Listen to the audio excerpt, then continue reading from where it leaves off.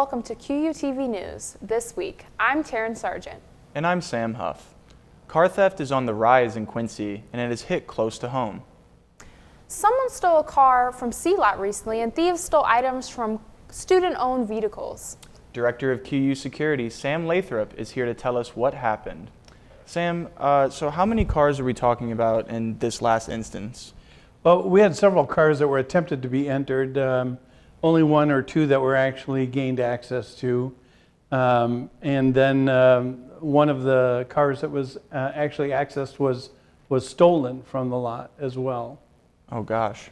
We actually have video of that car theft. Let's roll that now.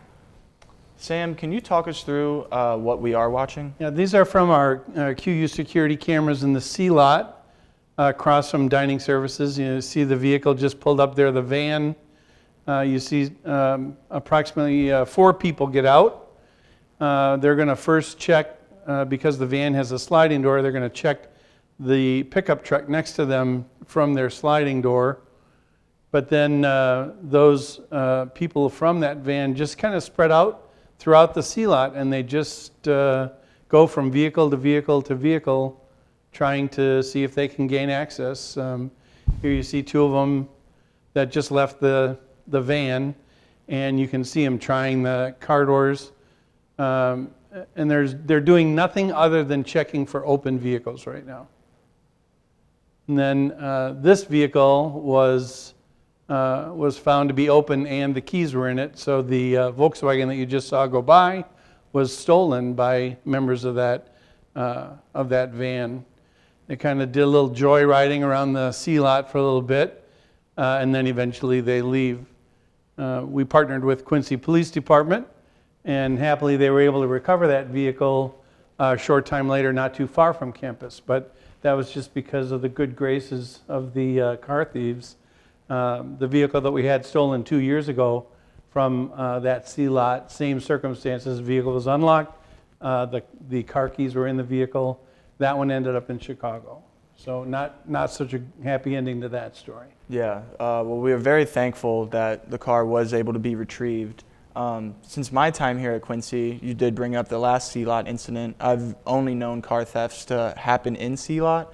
Would you consider this being only a QU campus issue, or do you believe that there's more car thefts around the surrounding area that we don't know about? No, Chief Yates from Quincy Police Department just put out a notice on Monday from the weekend. They had 5 vehicles that were stolen in Quincy that weekend. The Volkswagen that you saw from our parking lot was one of those 5. So it is something that's happening around the area, not just in our parking lot. And those 2 thefts, the one from 2 years ago and the one from this last weekend, those are the only car thefts that have ever taken place on campus since I've been here. So call it a dozen years. We've never had a vehicle stolen before, the one 2 years ago, and then this one. Gotcha. As a person who does not lock her car, I keep my keys with me. I don't leave them in the car. But as a person who doesn't keep valuables, doesn't really keep anything in my car, do I still really need to worry about keeping my car locked? It just depends on what you keep in your vehicle, Taryn. If you have any valuables at all, something that can be grabbed and gone, it's going to be. Some people leave their car unlocked so that people don't do damage trying to get into the vehicle. And I suppose that's okay if you don't absolutely have anything in there. Although we've certainly seen instances where things have been stolen from the interior of the vehicle, like a stereo unit or speakers from the trunk or that kind of thing. So if there's nothing in there that they can grab and go, the odds are better with you. You saw in the video, those guys were rattling doorknobs and going on to the next one, rattling the door handle, going on to the next one. They weren't doing anything more than that opportunistic try.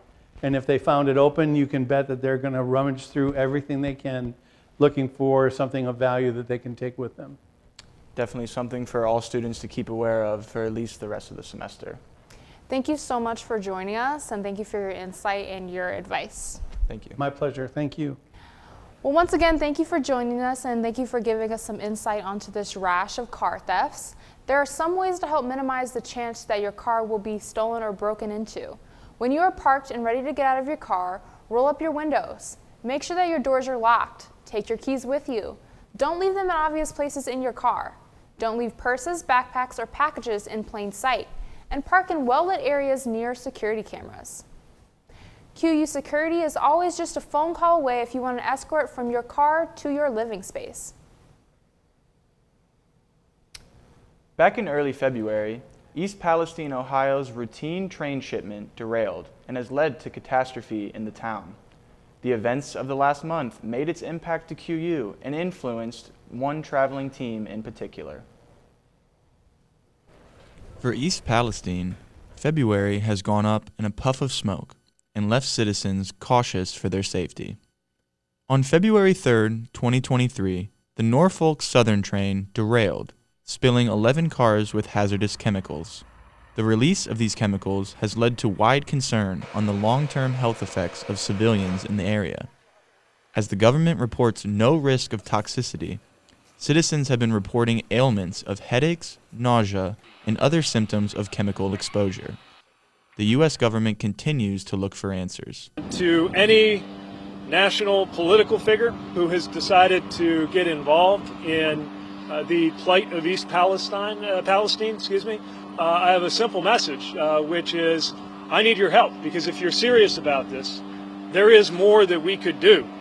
QU's lacrosse team were also looking for answers before their trip to the Ohio River. Quincy stayed in Canton, Ohio, just 45 miles outside of East Palestine, for a 2-game road trip against GMAC opponents. Unfortunately, competition was not the only thing they could focus on. Well, we were the first team to go out, us and Rockhurst. I kind of got the all clear from the wheeling coach that everything was kind of back on track and normal. They did have a couple days, not of panic, but just of caution. Those were about 3 or 4 days before we went out there. We went out, so Rockhurst decided they would also go out, and everything worked well. While it was deemed to be safe, it was still a challenge for the players to focus on the task at hand.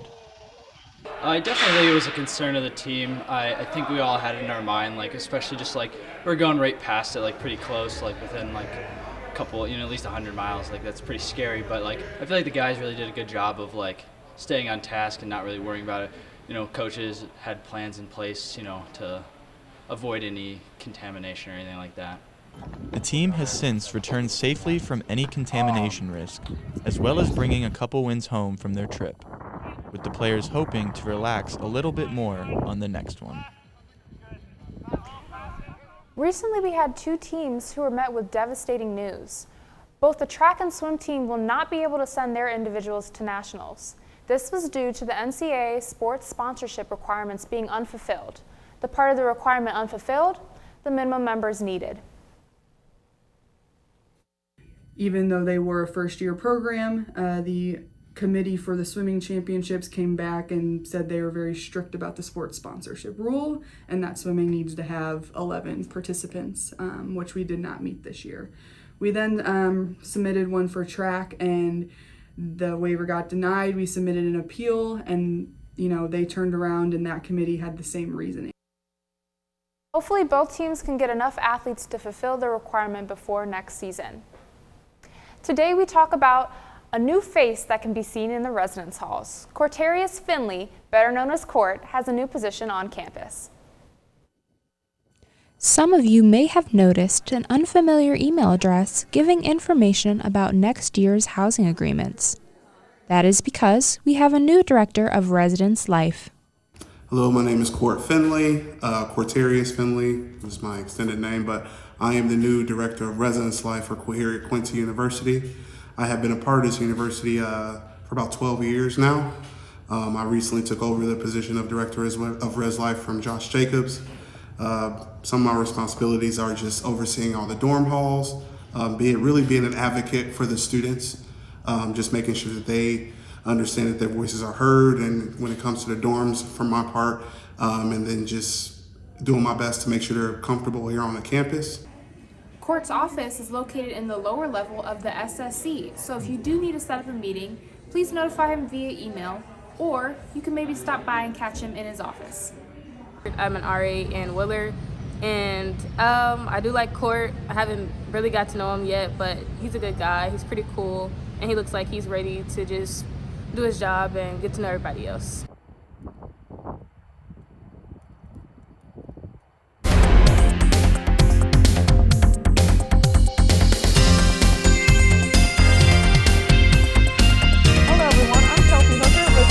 Outlook. We're going to look at this week and we're going to see a lot of clouds, but we're also going to see some sun coming in with those clouds. And we're going to start to see a lot of the warmer temps coming back in, going into the spring a little bit, coming into this weekend.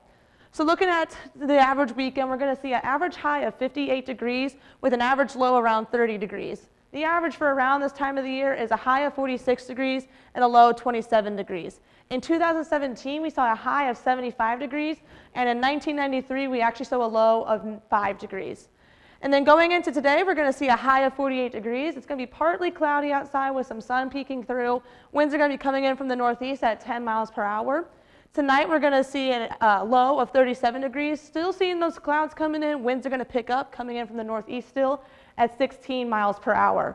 Going into Friday, that's where the rain's really going to pick up. We're going to see a high of 44 degrees, lots of rain coming in with winds coming in from the north at 19 miles per hour. And if you're a big baseball fan, I suggest you bring your umbrella and raincoat if you go to watch Quincy baseball this weekend. And then going into this weekend, the temperatures are going to average back up in the 50s, with Saturday having a 51 and Sunday at 58 degrees. The clouds are going to sneak back in, but we're also still going to see some sun. And it's perfect temperature to go watch women's lacrosse and baseball this weekend if you're looking for something to do.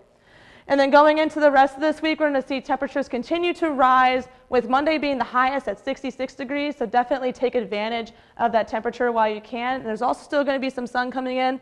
They're going to start dropping out towards the end of the week, with 54 and 46 being Tuesday and Wednesday respectively. Still some really good temperatures considering the month that we're in, and with definitely some spring weather coming in. And then here at QUTV, we're looking forward to celebrating Women's History Month, and we're highlighting women who have had an impact throughout history. Our first one is Shirley Rhodes. She was the first U.S. woman and the third woman to ever reach space.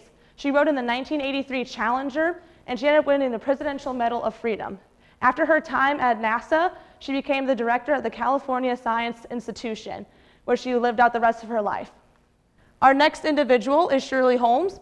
She was the first black congressman to ever serve, and she was also the first woman to ever run for president. She founded many caucuses, and she actually advocated for freedom, peace, and ending poverty throughout the United States of America. Thank you for watching. I'm Chelsea, and looks like we're in for some weather here. Thank you so much, Chelsea. We are looking for some, unfortunately, still chilly weather. Yeah, and we are just a week and a half away from spring break, so hopefully those temps bump a little bit up next week. Thanks for joining us today on QUTV News. You can find more news and information at qumedia.net or check out our social media on Facebook and Twitter. Have a great week.